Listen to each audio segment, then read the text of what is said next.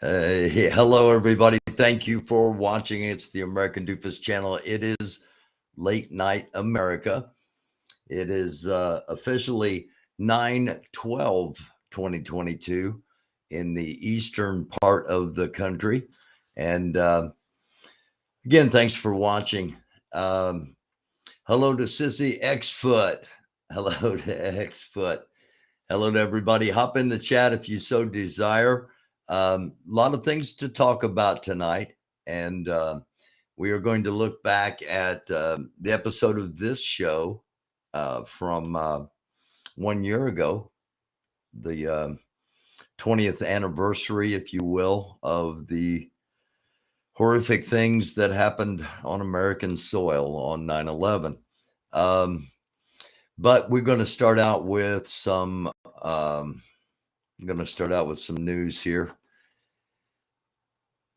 There was an earthquake earlier in Papua New Guinea, which is in the Pacific Ocean, a 7.6, one of the largest earthquakes we have experienced in the world over the past several months. And we're going to keep an eye to make sure there aren't any follow-ups to that. Depends on who you're listening to. Things like this are signs and signals of other potential trouble. And we'll keep an eye on all of that. Hi, Paw Patrol. How are you? And while we're on it, let's go ahead and start like we normally do.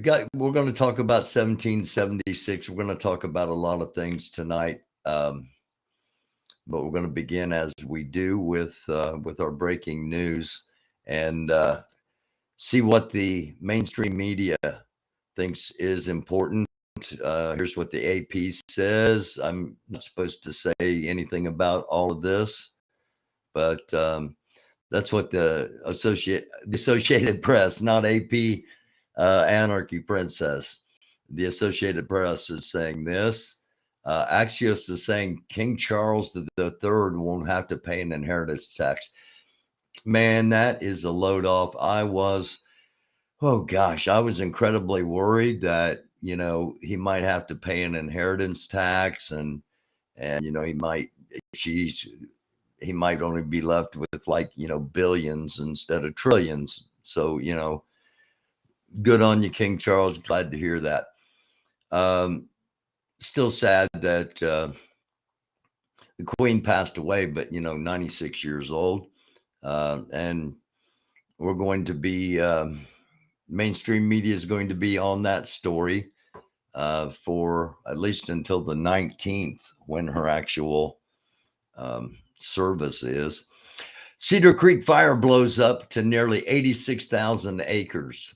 So this is the second largest fire going on at the moment. But wildfires, and then after wildfires, rain, which causes flash flooding and ground erosion, and a lot of things going on with our environment that we should start focusing on a little bit more. In my opinion, it's just something to think about. Biden will not travel with a delegation to Queen Elizabeth's funeral.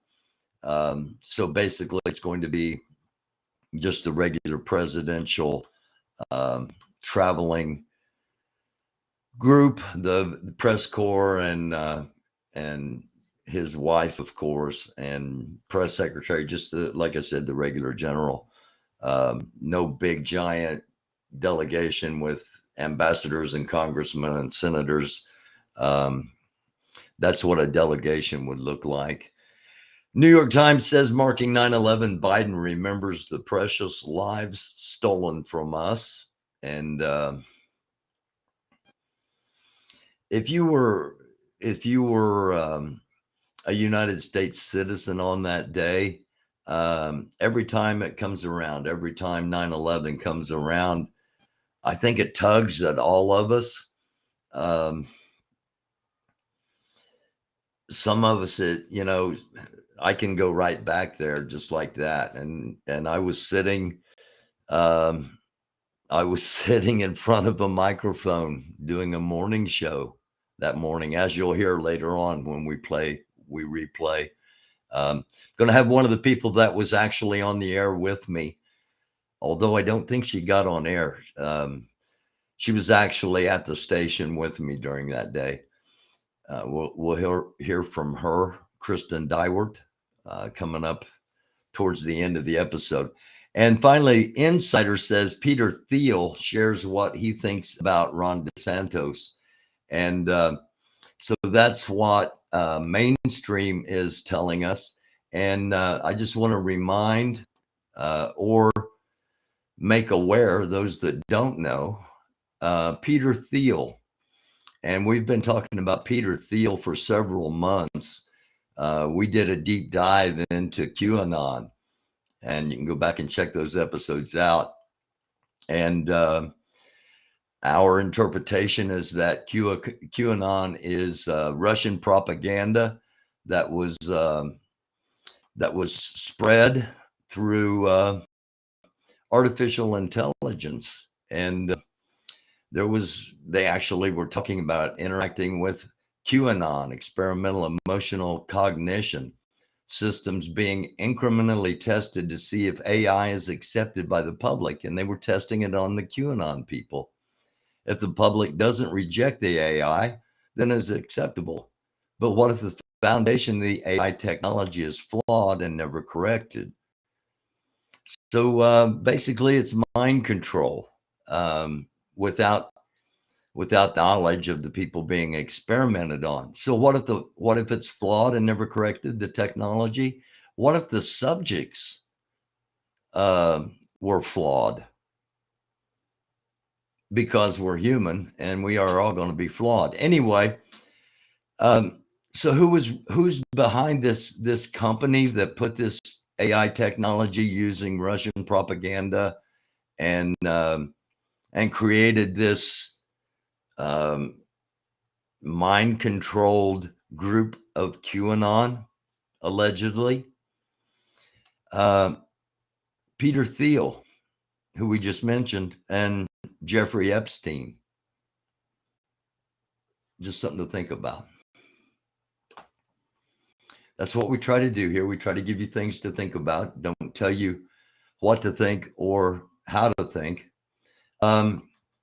So I want to go to an incredibly beautiful image that I froze. Thank you to Freedom Squirrel. This is from this is stopped from earlier tonight. They are, or they were, I don't know if they still are, live downtown for 9/11 in New York City, and been providing insight and providing looks at what it's like in New York City. And for those of us that would like to be there, very grateful to the squirrels, Red Squirrel, Melanie Squirrel, the Jerseys, Jersey J and Jersey Jen, and Telescope. They brought Telescope along with them, and they've been broadcasting. So a shout out to them. And if you didn't see that, you might want to go back and watch a little bit of that. But I just thought this was this just again kind of brings it all back to that day. Those towers were there, and within a few hours, those towers were gone. So if you're just joining us, thanks for watching. This is American Doofus Channel, Late Night America. And if you're in the chat, hang in there. I kind of roll through the first part of this stuff here, and then I'll get over into the chat. We're going to talk about a lot of things as the night goes along. And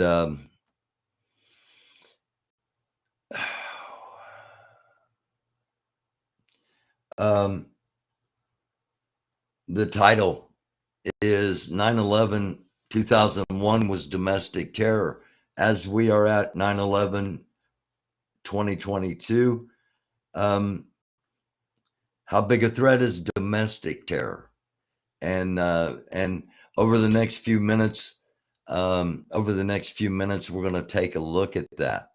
And we're going to start out with a map from the Southern Poverty Law Center. And in 2021, there were 733 hate groups across the United States. And here's where they're located, from Washington to Oregon to California,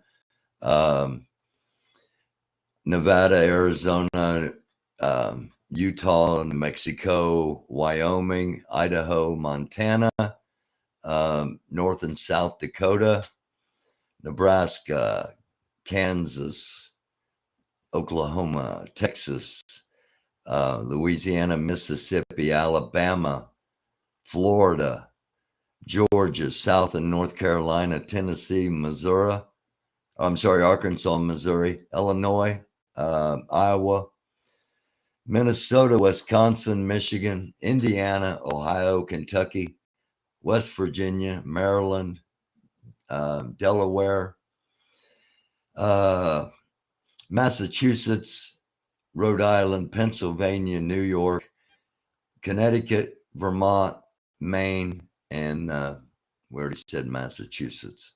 Then Alaska and Hawaii. Now, if we go back to 2000, let's see if we can go to 2001, since we're talking about 2001. There were 667 hate groups. So the number of hate groups hasn't really grown a whole lot in the 20-year period that we're talking about, from September 11, 2001 to September 11, 2021. The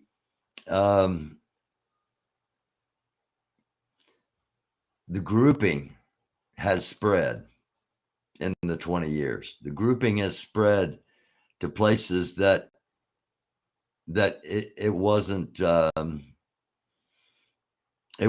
so existent before.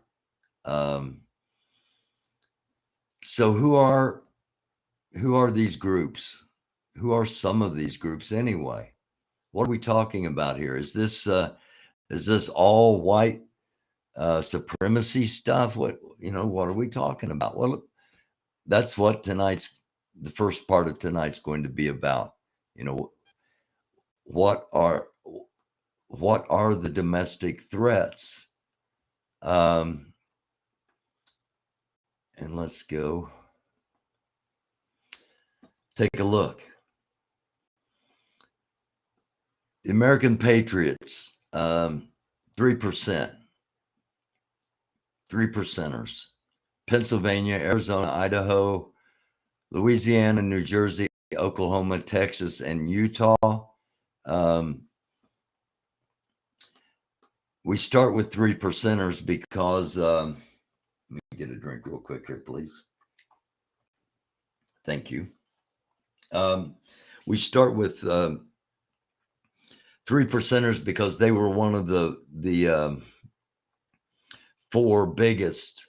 The last time there was a major, kind of a major undertaking of monitoring, in 2000. Now, the 2001 numbers are just now coming out from both the Anti-Defamation League and from Southern Poverty Law Center. And Arizona also has the Arizona Border Recon, Arizona State Militia, and then in Arkansas, there's the Arkansas Defense Force. There's the Bedford County Militia in Bedford, Virginia. California has the California State Militia with 3 separate units. Carlisle Light Infantry in Carlisle, Pennsylvania. Civil Defense Force of Arizona, Emergency Nonprofit Assisting Communities. See, some of these names, you wouldn't think that they would be considered hate groups. And some of them are not necessarily hate groups. Some of them are militia. There are a lot of them. We're not going to go through all of them. Here's the 3%er Security Force in Georgia, 3%er United Patriots. And you can see the states they are in. Indiana Citizens Volunteer Militia. Iron City CRU, the Irregulars of the Ohio Reserve Militia. The Last Militia, also in Ohio, Last Sons of Liberty, Michigan, Oath Keepers in Las Vegas, Chino Valley, Westfield, Indiana, St. Louis, Missouri, Bergen County, Jersey, Northvale, Jersey, 3 different New Jersey chapters, Columbus County, North Carolina, Pennsylvania, Florida, Mississippi, Nebraska, New Jersey, North Carolina, and Texas.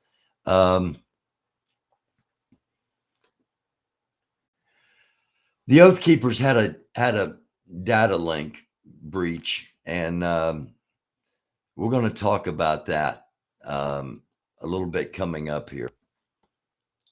I'm going to show you something here coming up. A lot of activity in Ohio and Pennsylvania, and as well as of course as in the South. And again, not all of those militias are necessarily hate groups. But at the same time, if something breaks out, whose side is who on? How are people going to know who the enemy is, and how are people going to know who's a threat? And we keep trying to talk about these things. Here we go. Okay. There are several ideologies: neo-Confederate, white nationalist, neo-Nazi, and anti-government general. Okay. Those are the 4 categories that the Southern Poverty Law Center uses to define a potential domestic terrorist threat. All right.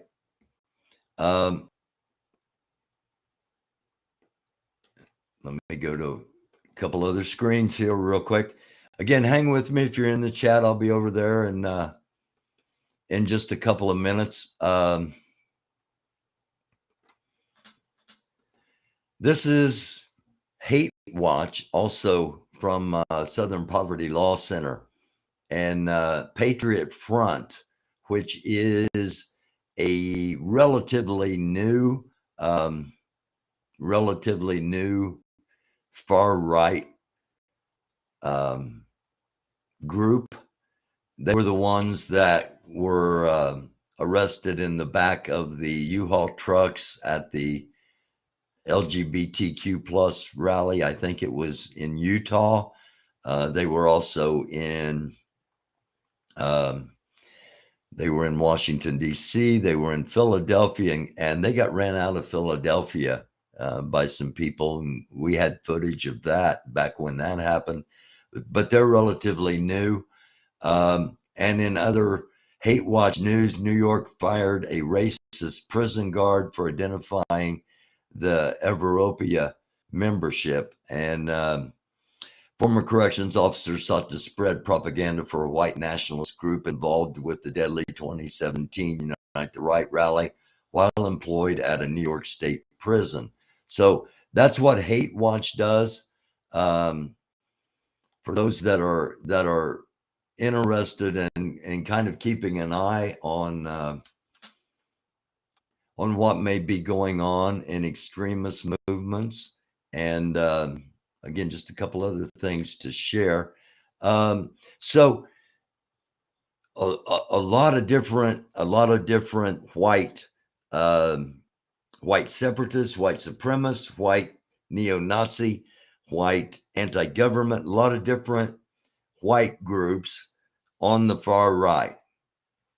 And we talk about them and they draw focus. Okay, so what the Southern Poverty Law Center, what do they say about Antifa? Antifa, short for anti-fascist, is a broad community-based movement composed of individuals organizing against racial and economic injustice. Those who identify with the label represent a large spectrum of the political left. I don't know if they represent a large spectrum of the political left, but I would be happy to have somebody closely associated come on and talk to us all about it. Now, this was back during the Trump administration. They frequently use the term to describe any group or individual that demonstrates in opposition to the policies. Far-right extremists use similar tactics. And in our talk with Lori Arnold, it was brought up that, that if you don't think like them or act like them, you're automatically Antifa. And a couple episodes back, we talked about how, that's just not the case. And it doesn't help with division when people keep perpetuating things that, just aren't true.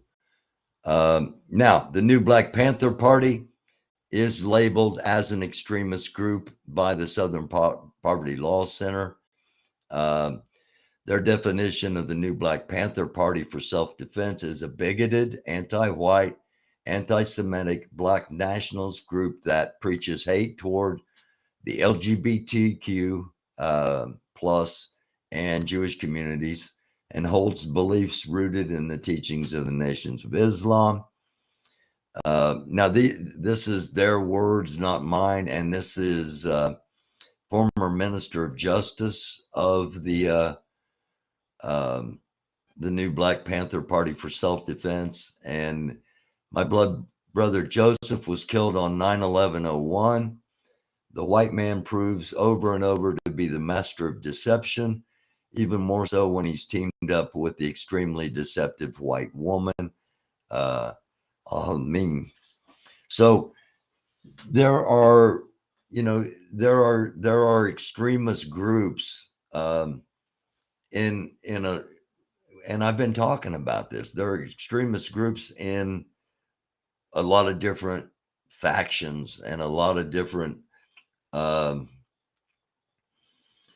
areas and in a lot of different communities.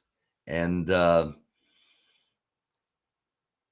we that do not want to see our country tore apart, we that understand that if we go to war with ourselves, not only does that hurt all of us in this country, it makes us incredibly vulnerable to our enemies abroad, the foreign terrorists, the foreign powers, the foreign governments that would like nothing better than to see the United States totally destroyed.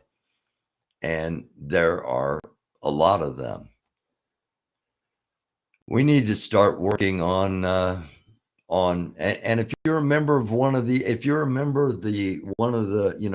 member of let's say you consider yourself a patriot, but you don't consider yourself a domestic terrorist, well, you should start looking at the patriots around you and being honest with yourself. Are they heading towards domestic terrorism? Because the difference between a domestic terrorist and a freedom fighter is who wins. It's which side you're on. There are people that say those that broke into the Capitol building. We saw it. We showed the footage last night again, or the night before, breaking and then entering the Capitol. And those who broke into the Capitol building, Some people look at them as freedom fighters. Some people look at them as domestic terrorists. We need to think about all this stuff. And if you're in one of these groups, start talking to your people about all this stuff, because everybody's running on emotion. Everybody's running on anger, and a whole bunch of people are going to get caught up if something goes down. And a lot of innocent people are going to get caught up unnecessarily. And we need to try to stop it. We need to talk with each other and try to stop it. And I know you know that, and I know you've heard that, and you're probably saying, yeah, you say that all the time. Well, until we got to keep saying it, because not everybody's hearing it to begin with, and we got to keep saying it because there are those on the other side that understand that they don't want that either. It's not, it's not they're changing sides. They just don't want that. And how do we how do we stop that from happening? This is a map of the continental United States with Hawaii and Alaska and Hawaii. And this map is from the Anti-Defamation League. And this map is the Oath Keepers data leak. Now, for those that have watched the show for a long time, know that I had the Oath Keepers plans leaked to me before, because we were talking, we were one of the only ones talking about all this. I had a master game strategist who had ran, like, I don't know, 30,000 computer simulations on the chances of us going to war if Donald Trump lost the election. So we were talking about all this stuff way before January 6th. And someone had leaked me the Oath Keepers plans, where their headquarters were, how many people were there at a time. And a lot of the things were very reminiscent of the 1776 movement, as far as having a location and making sure to have a foothold and really controlling who comes in and out. And it's not it's not really a movement we're trying to grow. We know who's here, and we've got here who we want here. We're putting up a front to disguise what we're really doing. And back then, the government, all the government was worried about was Antifa and Black Lives Matter attacking the Capitol. And since there wasn't a whole lot of Black Lives Matter or Antifa at the Trump rally before the January 6th attack on the Capitol, they didn't worry about it, as we all know. It still baffles me. So here's the map, and the darker the blue, the more memberships. And again, the roll, the registered members. Okay, I'm sure there are hangers on, affiliates, people that will back, that particular militia, but aren't necessarily formally registered. But the Oath Keepers membership list included the names of 373 members of the Oath Keepers currently serving in U.S. law enforcement, including at least 10 police chiefs and 11 county sheriffs. 81 people holding or running for public office across the United States as of August 8th. 117 people serving in the military and 11 serving in the reserves. 31 who are military contractors or hold civilian positions, and 86 active firefighters, including several fire chiefs. And that's just one of the groups. So those that are not part of what you would call the patriot movement, that think, well, if there is, if there is a white rebellion, some have called it a redneck revolt or a hillbilly revolution. And those are not my terms; those are terms other people have used. But if the patriot movement decides they want to become militant, violent, and start a civil war, as many of them claim, and as many that are not in that side of all of that are thinking they could never succeed because of our military, because of our law enforcement, because the government, the government's too big for them to ever.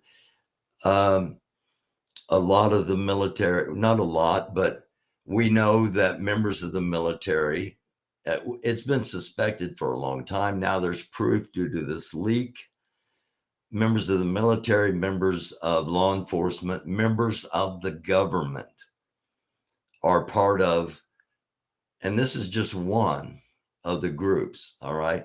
We haven't talked tonight about the Proud Boys or a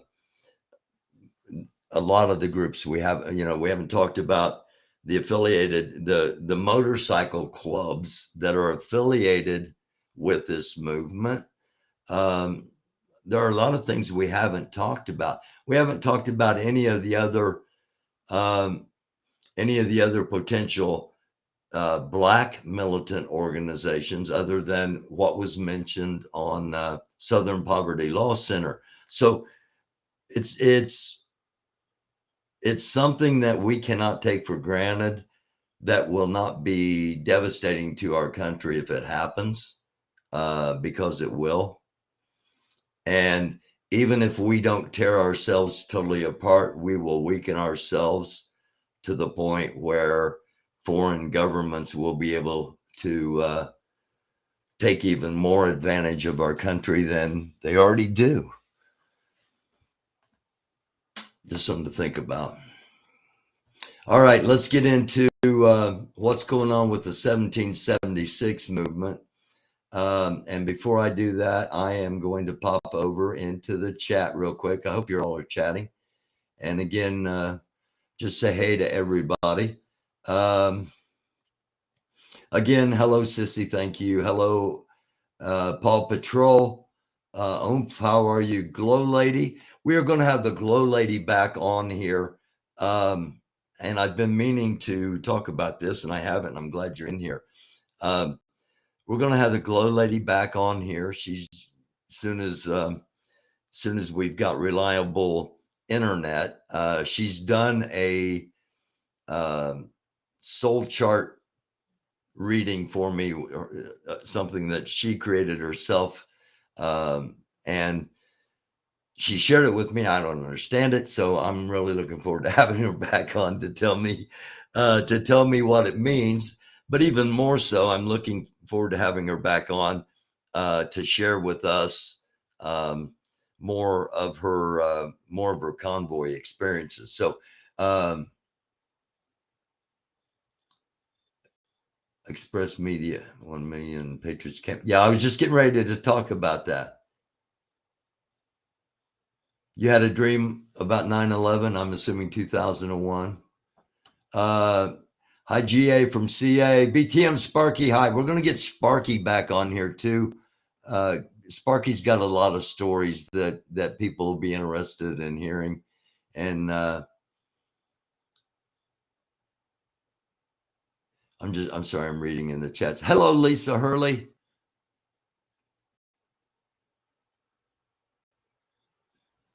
What do you say, bad boy Aries? How you doing, man? Thank you very much. Thank you very much. So I was just getting ready to get to what's going on with the 1776 movement. I don't think they know, or they might by now because they've had a few live streams. But when I was putting all this together, we had. I'm going to be honest with you. I don't fully understand what's going on. We know Patriot Q signed a lease. And if you watch Frankie Bobby's stream, you assume this was for 1776. He kept talking about the movement. Crystal was there. And when people said, I don't recognize these people except for Crystal and the kids, they said, this is the logistical side of the movement. As I've been connected to them for the past 5 months, the people in the bunker. I assume that's in relation to Patriot Q, who's been funding 1776. But Oreo says this is not a 1776 site. And reportedly, I can't confirm this is his actual account, Plumber B said this property was not submitted to the board or got its approval. I can't verify that's the actual Plumber B. But Oreo said it's not for 1776. The telegram's confused. The chats are confused. And when you go and look, Frankie Bobby is dodging the question. So we know he's responding because someone said, why are you looking for a permanent residence? Thought you weren't homeless. This was an hour ago. He responded 15 minutes ago. So we know he's actively reading these comments. Not only is he actively reading the comments, take a look here. This one here has a like from Frankie Bobby, a little heart, but he didn't respond. That someone else responding is for 1776. This says, Bobby, many people are extremely confused since you've live streamed earlier. We're getting told the property isn't for 1776. I would have thought that if it were the case, you would have been careful to establish that. Obviously, under the circumstances, people would have thought that this property was for the movement. And considering who was there signing the papers, we need clarification ASAP, please. And then he doesn't give clarification. Is this for 1776, or is this for maybe Patriot Q's other movement? His Million Patriot March group he's been wanting to fund? I don't know. That, of course, just a lazy gamer. And normally I don't play, I only play a few seconds of his. That was a very short one to begin with. And he's got several different clips up. So I just wanted to play that one to direct your attention to his site. When we're done here, hop over there if you haven't watched them and check them out. This whole thing, before I get back to the chat, this whole thing brings up a couple of questions. Most churches, you don't live at the church. Okay, if this is a church movement, you go to church and you go home. You don't live at the church. The whole congregation doesn't live in a campground. If you're a member of the Elks Club or Moose or American Legion or whatever it may be, even if you're a Mason, the Masonic lodge, people don't live there. If you're a member of the Moose Club, you don't live there. The idea that these people have to live in the same spot, it just it brings up questions. What kind of groups have to do that? So I know, so sick of 1776. The other thing that this sparked in my mind was, okay, is this there's allegedly criminal activity going on in 1776, and that's why they're fighting so hard to keep it and to get it established and to grow it. And now we got this 1776 million person whatever, and of course Golden Chariot's got his thing. Is this people that are not involved in the alleged criminal activity going their own way, distancing themselves from what could potentially be going. It's, you know, just something to think about. And again, it's everything's alleged. Patriots still salty about Million Man March 27 years later. Yeah.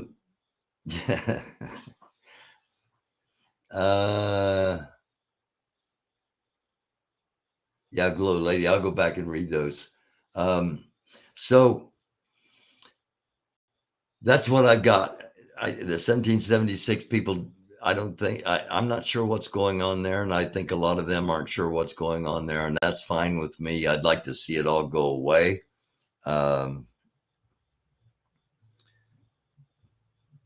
But if they're buying properties or leasing properties, and it's all about, you know, if it's just about living communally, okay. But there's so many things that could have been done to prove that this was not. There were so many things that could have been done that would have avoided allegations of criminal activities, and they were simple things and easy things, and they weren't done. One of which was, if there was an actual letter from a parole officer, why wasn't that letter ever publicly displayed? Displayed in wide, so that that problem would have went away. That's just one example.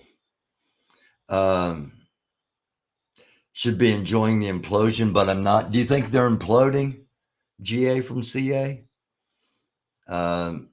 It kind of feels like they're you know, separating, and that could be even, you know, if they keep separating and keep growing and keep separating and keep growing, and it's a criminal enterprise, that's a real problem.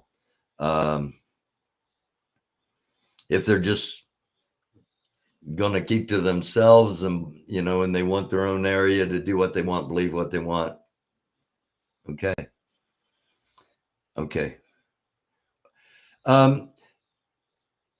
That's my concern. Regrouping. Just because we're not seeing activity from what is known as 1770, you know, of the people we know that actually controlled 1776, that's what I'm thinking. I'm thinking they're regrouping. They're you know, they're trying to see which direction and which way they want to go, and they don't want to go some way too quick, because they've done that in the past, and all they end up doing is shooting themselves in the foot. So I'm concerned that's what they're doing, and I'm concerned that somebody's, you know, probably Oreo is actually controlling everything, and he's not, you know, he is far from a nice person, but he's not a total idiot. And I think he's probably pretty conniving, and there are, you know, and he's there this time. And these are just things to think about. Again, these are just, you know, I'm not making any accusations. I'm not making any allegations.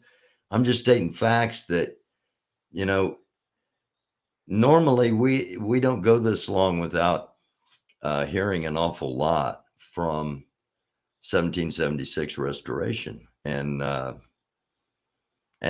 what we have heard has proved to be Frankie Bobby speaking out of turn, it appears. So it will be interesting to see what direction this takes, and hopefully they implode. But imploding under Santa's control.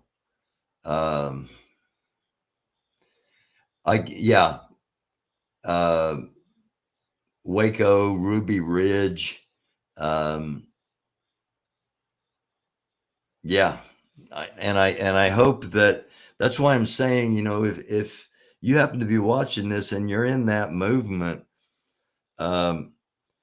make sure people understand, you know, hey, I'm not in this because, you know, I want to start killing everybody that is not like me, or because things can go south real quick.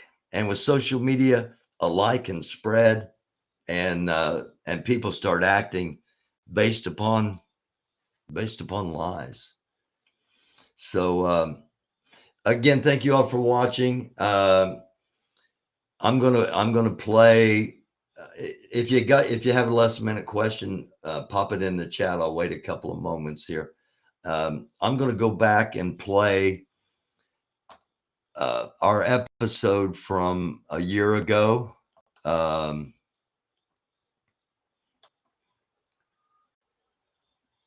9/11, 2,000 years later, or 2,000 years later, 20 years later. And again, let me hop over here. Listen to Patriots stream tonight. Q Patriots stream tonight. Have hope for them. Okay. At BTM. All right. So give this a watch if you so desire. This is basically sharing the story of what our day was like on 9/11/2001. Hello, everybody. It is September the 11th, 2021, 20 years after the horrific terrorist attack on the United States. And this is a special episode of the Americandufus show. The episode was recorded, and halfway through the episode, we lost electricity for a few moments and lost internet. So it's in two parts. It's going to be kind of cut together. And in 2001, I was the host of a morning show on the radio, as well as a minister with United Methodist Church. I was serving two churches at that time in the pulpits. And I was also a member of the state emergency response team as a pastor. And what I remember of that morning, we had just finished the 9 o'clock newscast. It was the last newscast until noon. And my cohort on the show was Randy Clemmy. And the name of the show was The Big Show.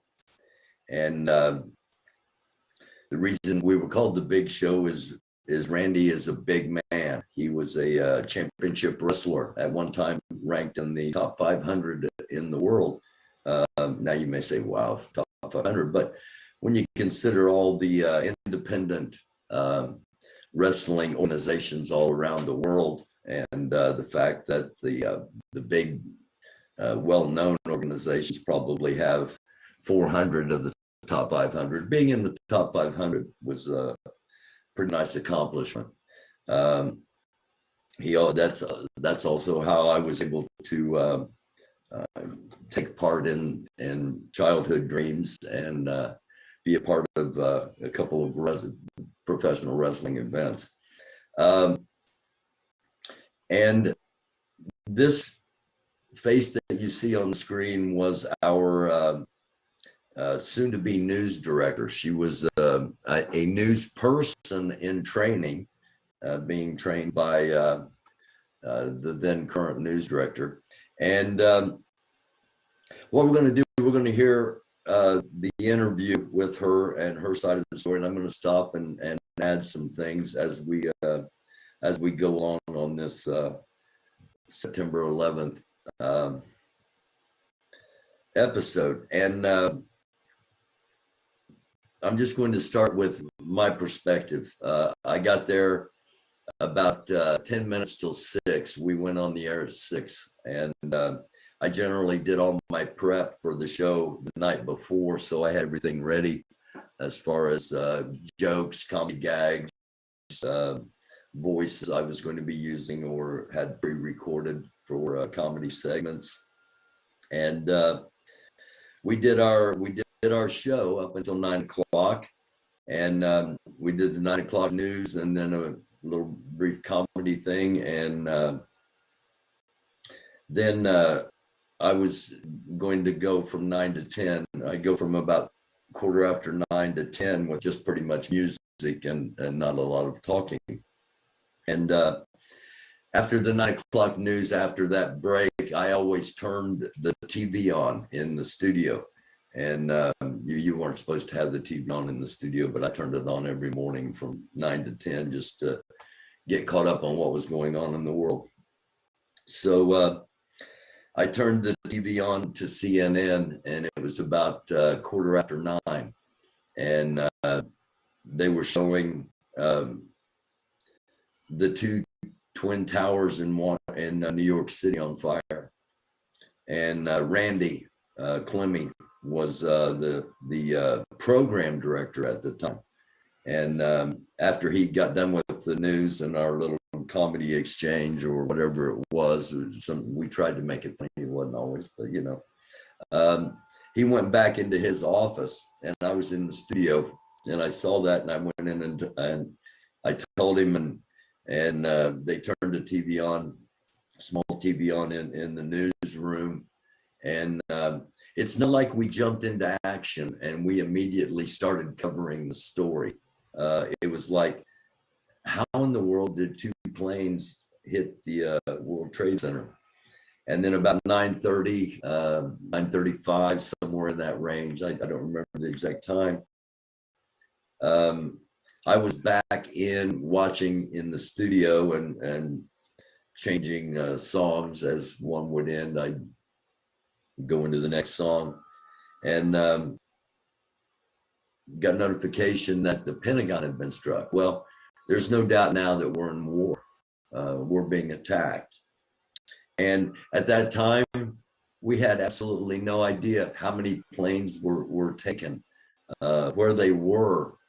And we had a lot more questions than we had answers. And we were told, I was told, just keep playing music and we'll figure this out. Well, as I mentioned, I was also a minister in the United Methodist Church at that time. I'm still a minister of the Lord Jesus Christ. I'm just not in a pulpit, and I prefer it that way. And I got a phone call that I was supposed to call the district office. It's actually the conference. There was a Southern Conference and a Northern Conference that oversaw all the ministers, and I was supposed to call the conference office. And at that time, they thought as many as 50,000 people could have been killed in Washington, D.C., or in New York City alone, let alone Washington, D.C., and what else was coming. So the church immediately thought of, you're going to have to perform a bunch of funerals. Let's make sure we've got ministers lined up. So being on the emergency response team, that was something else that was brought to my attention at that time, and stuff like that weighs incredibly heavy on you. But nonetheless, we went on the air and started broadcasting and letting people know what we knew as it came in. I've often been asked, what's the biggest story you ever worked on? And I was fortunate enough, I've met every past president of the United States that's living except Donald Trump. It's, I've got to do a lot of things, and I've got to cover a lot of things, but far and away up until this point, and I hope it is a continuation, that 9/11 is by far and away the biggest story I ever covered. We went on through that day. Kristen will talk a little bit about it in the interview. And then the next morning, at 6 o'clock in the morning, we started something called Pennies from Heaven. And the idea was, as the day went along, as 9/11 went along, we were broadcasting, you felt more and more helpless. You didn't know, you felt like, I got to do something, and what we did was the next morning, we started broadcasting at 6 o'clock in the morning, and we broadcast live for 12 hours from 6 a.m. to 6 p.m. And when I say we, I mean me and Randy and Kristen showed up, and we did 12 hours live. And the concept was, we had the station band out there. We had 55-gallon rubber 55-gallon trash drums. And we just wanted people to bring their spare change by and drop it in the bucket, and we were going to get it to the American Red Cross. And the idea was we wanted to raise 1 million pennies in 12 hours, which was $10,000. And that was one of the most grueling, one of the most rewarding, one of the most blessed days I ever spent, with people coming in with pickle jars, with piggy banks, with bags, dropping their change into these buckets. And we were giving them a station t-shirt or a up and coming artist CD, or we were giving out swag as the day went along, and promoting the station. But at the same time, that was not even close to what it was about. It was about everybody wanted to feel like that there was something they could do, even if it was some small thing. And that brought a lot of the country together, and that brought pride in the flag, and that brought pride in the country. And 20 years later, it's incredibly twisted. And but that's now, and we go back to then. Hello, everybody. Thank you for watching. It is the American Doofus Show. Don't be a doofus. Blessings to all of you. Peace, shalom, salam, namaste. Greetings to everyone. We try to be inclusive here. It is Saturday morning, September 11th, 2001. 20 years ago, it was Tuesday morning, September 11th, 2001. It was the largest terrorism attack ever on United States soil. People that are 27, 26, 25 and younger may not remember much or anything at all about what happened that day. And on this 20th anniversary, there are going to be a lot of shows that focus on Washington, D.C., that focus on the Twin Towers in New York, and of course, on the flight that went down in Shanksville, Pennsylvania. But we're going to give a little bit different perspective. We're going to go back 20 years. I want to welcome a guest. She was Kristen Dyward at the time, if I remember right. Kristen coming here now. Hi, Kristen.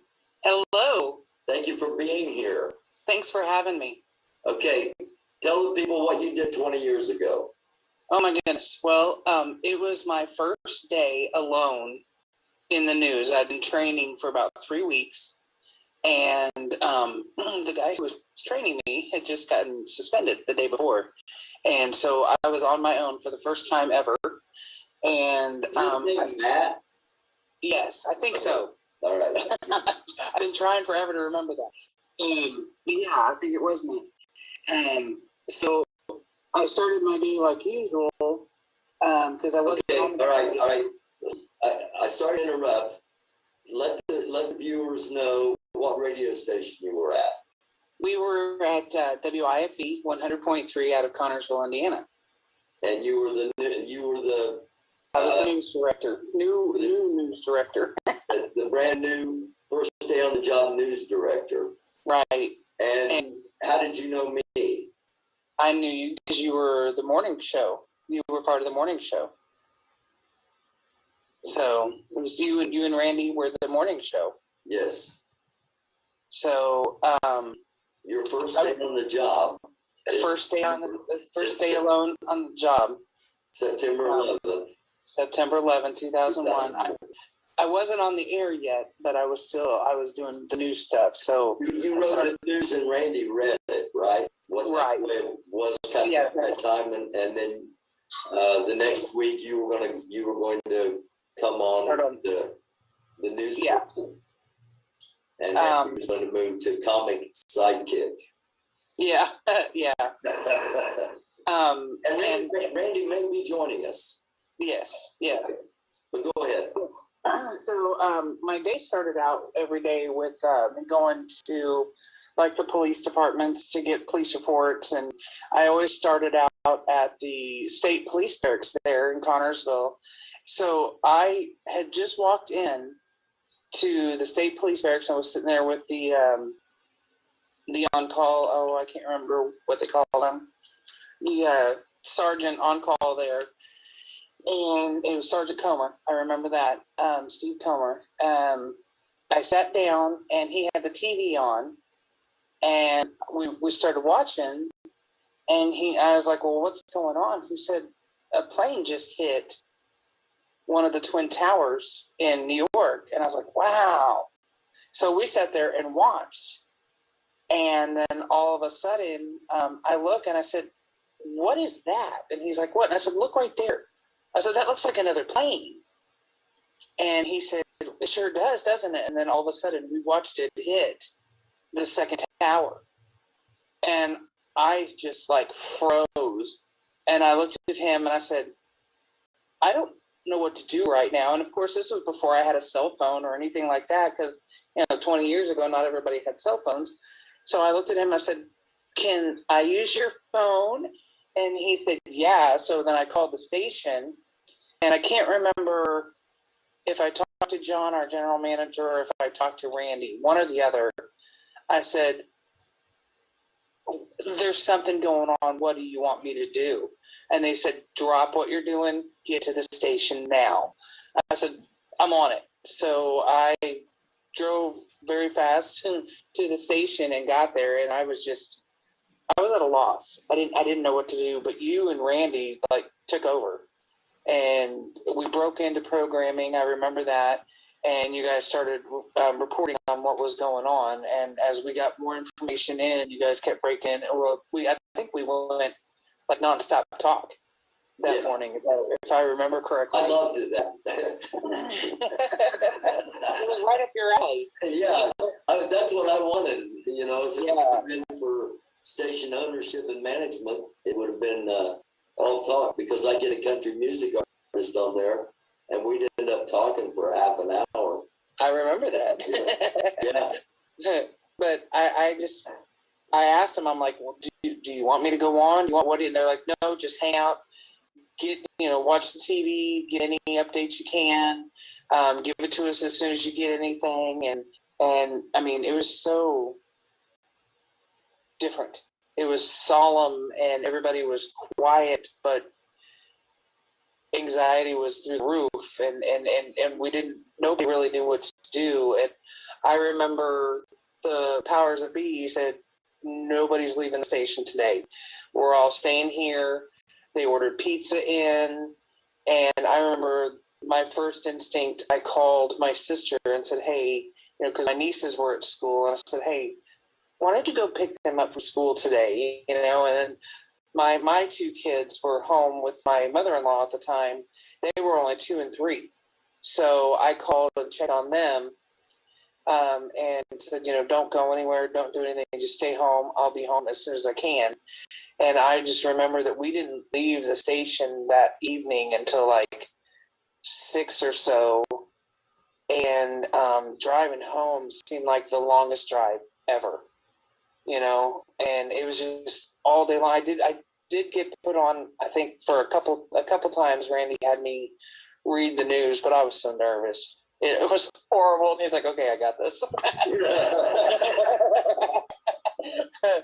So what are friends for? Right? So I mean, shoot, lots happened in 20 years. Okay, where are you at now? You're still in radio. I am still in radio. I'm no longer in news. I determined a long time ago that A, there's no money in it, and B, there's yes. Yeah, news is very time consuming.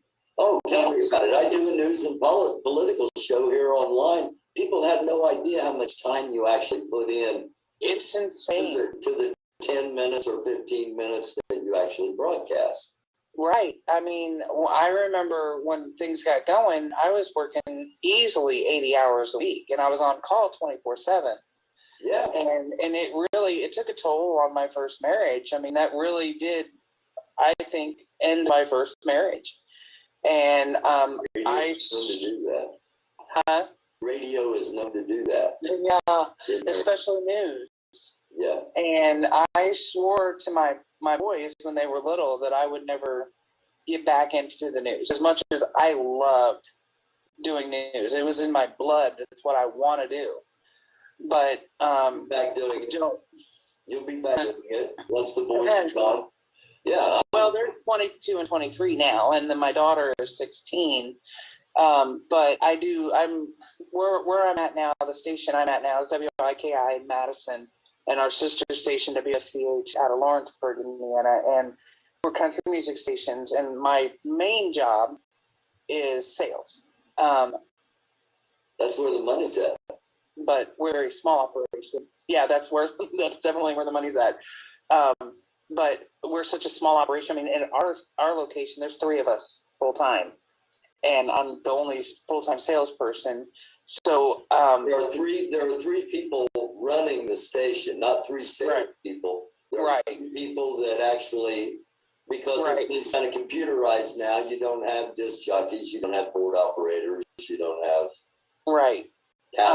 it's myself and then our news guy, who I actually, my boss put me in charge of supervising news because he was new and the one before him was new, fresh, young, just out of college and everything. She's like, you know what you're doing. I want you to train them. So I supervise the news, but I don't do it. And then, so it's just the 2 of us, and then our morning show host, he's live every day, and then he does production. But I also fill in on production. I work on our social media pages. I work on our website. I do all the graphics and stuff for any of our sales packages or anything like that in our social media and all that kind of stuff. I mean, I wear many hats. But after 20 years in the business, it's not hard because I've kind of done a little bit of everything. And you have to do it. You have to at smaller stations. Yeah. So, but you know what? I wouldn't have it any other way. I don't think I could ever work for one of those big conglomerates. I couldn't work for any of those national news companies or radio companies. I couldn't do it. Yeah, I could never do it. Be too disciplined. I can never do it for very long. I'm amazed I lasted anywhere as long as I did because I didn't care about rules. I didn't care about time clocks or commercial stops. Especially especially if I was talking to Mindy McCready or Tammy Cochran and the dude that's now on The Voice. Back then, Blake Shelton. Yeah, Blake Shelton was one of my up and coming stars on a Friday morning. Right. I know. I got to go meet him backstage and hang out with him, and that was back when he still had his mullet. Okay, back to 9/11. To my viewers, thank you for hanging with us here. We haven't talked extensively in 20 years. And again, we were hoping Randy Clemmy, who was one of the key integral parts of everything that happened. Back to 9/11. It's been said it's the day that changed. Okay. this is about where we are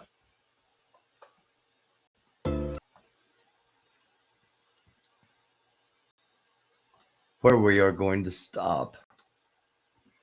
Thank you all for watching. Oh gosh, it's been an hour and 11 minutes. There's still some of you out there. Thank you all for watching. I appreciate that. That was a look back. Actually, part 1, part 2 you can find back in the videos, and sent you the link again to video that is hidden because it is personal enough to you if you want the world to hear it. Oh, okay. Thank you, Glow Lady. I'll check that out. And thank you, everybody. Thank you for watching. If you want to email, it is americandufus, AMERICANDUFUS @gmail.com. If you want to help support the show, put a $sign in front of American Doofus, all one word, at the Cash App, or you can email me for PayPal or how to wire me, because somebody graciously emailed the other day, wanted to know how to wire me some money, and I greatly appreciate all of it. And what I get from here either goes to it goes to the show. It goes to either, paying the internet bill or trying to upgrade. We were able to get a new microphone, and I want to get another computer, so I've got a monitor in the computer. But anyway, thank you all. Seriously, thank you all for watching. We'll be on Tuesday night at midnight. And as of right now, unless something major happens, something major breaks, Tuesday night is going to be a talk night. It's going to be a talk show night. It's going to be a night where if you want to come on and be a guest, and we'll talk about a few things, that's the night to do it. Tuesday night, midnight Eastern Daylight Time. And Glow Lady, if we're hoping that you get back to where we can talk, and we may do a recorded thing, or we may have you on live, and I'll try to check that out. Check the video out and see if it's something I want to share with my viewers, and to share with the world. I'm blessed. I got viewers. I got a few people in different spots around the world that watch, and I just it's amazing to be able to do this. And I thank all of you for watching. And again, we'll be back midnight. We'll be back at midnight Tuesday Eastern Daylight Time. That's 11 p.m. Central, 10 p.m. Mountain, 9 p.m. Pacific. And I'm trying to think, is there anything else from the emails that I was supposed to mention? Because I feel like I'm overlooking something that somebody wanted me to say or to mention, and I apologize, and we'll cover it. I apologize, and we'll cover it in the next episode coming up on Tuesday. So that's our next regularly scheduled live. Something breaks, something happens, something big's going on, we'll be on here to talk about it. You know that. I love y'all. This has been Late Night in America on the American Dude.